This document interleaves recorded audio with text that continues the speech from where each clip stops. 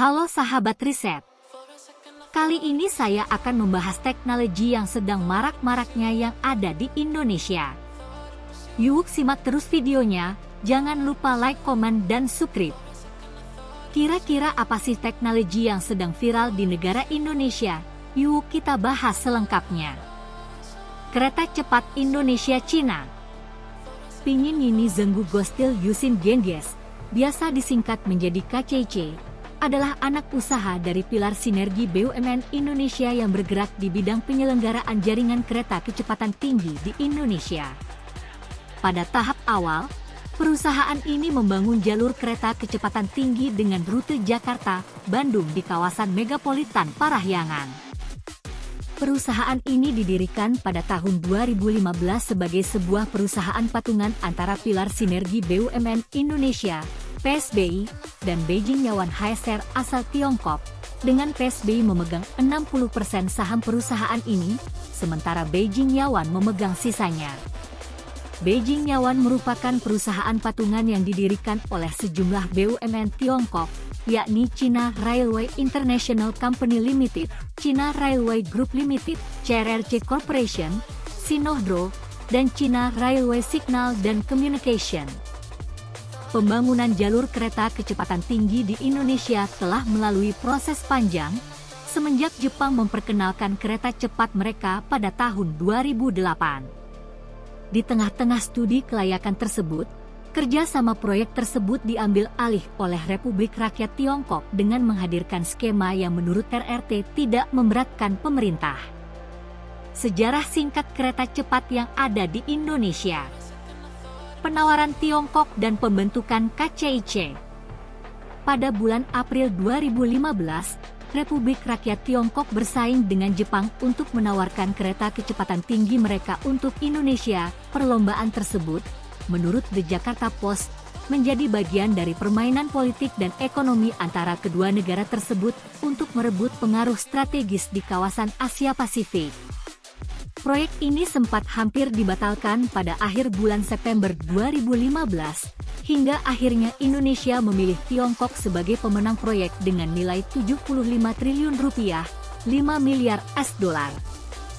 Pada tanggal 2 Oktober 2015, PT Pilar Sinergi BUMN Indonesia, PSBI, resmi dibentuk sebagai sebuah konsorsium dari 4 BUMN yang akan terlibat dalam proses pembangunan kereta kecepatan tinggi, yakni Kereta Api Indonesia, Wijaya Karya, PT PN8, dan Jasa Marga. Pada tanggal 6 Oktober 2015, pembentukan konsorsium pun dilaporkan kepada Otoritas Jasa Keuangan, dan Presiden Joko Widodo kemudian mengesahkan Peraturan Presiden, Perpres, Nomor 107 Tahun 2015 tentang percepatan penyelenggaraan prasarana dan sarana kereta api cepat antara Jakarta dan Bandung. PSBI rencananya akan melakukan penyertaan modal ke sebuah perusahaan patungan yang didirikan bersama BUMN Tiongkok. Perusahaan patungan tersebut kemudian didirikan dengan nama PT Kereta Cepat Indonesia Cina, dengan PSBI memegang 60% saham, sementara Beijing Yawan memegang sisanya. Perusahaan ini didirikan pada tanggal 16 Oktober 2015 dan direncanakan akan mengutamakan komersialisasi, tidak memberatkan APBN, dan mengedepankan sinergi antar bisnis. Menanggapi kerjasama yang baru ini, Perdana Menteri Jepang Yoshihide Suga menyatakan bahwa ia sangat menyesalkan dan sulit memahami pilihan Indonesia.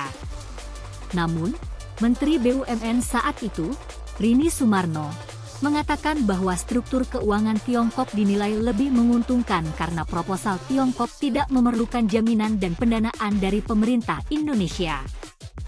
Konstruksi. Memulai konstruksi, Jokowi mengesahkan Peraturan Presiden Nomor 3 Tahun 2016 yang menetapkan kereta cepat sebagai sebuah proyek strategis nasional. Pada tanggal 21 Januari 2016, Jokowi meletakkan batu pertama konstruksi di kawasan perkebunan teh Walini milik PT PN8. Pembiayaan konstruksi kala itu diperkirakan mencapai Rp70 triliun. Pada tahun 2017, di kota Beijing, ditandatangani perjanjian fasilitas pembiayaan prasarana dan sarana kereta cepat yang disaksikan langsung oleh Presiden Jokowi dan Presiden RRT 11 Jinping. KCIC mengoperasikan layanan kereta kecepatan tinggi dengan rute Jakarta-Bandung dengan julukan nama WOS. Sepanjang perjalanannya, KCJB melayani 4 stasiun. Layanan ini menggunakan jalur yang memiliki 13 terowongan dan dibangun menggunakan konstruksi layang dengan panjang 60% dari total panjang jalur, 142,3 km. Sisanya menggunakan upgrade, khususnya pada segmen-segmen yang akan melalui terowongan hingga akhirnya sampai di Bandung. YUWOK. Simak terus channel Riset Globalisasi, saya akan terus membahas seputar informasi menarik lainnya, yang tentunya akan bermanfaat untuk kita semua. Terima kasih. Salam hangat, sahabat Riset Globalisasi.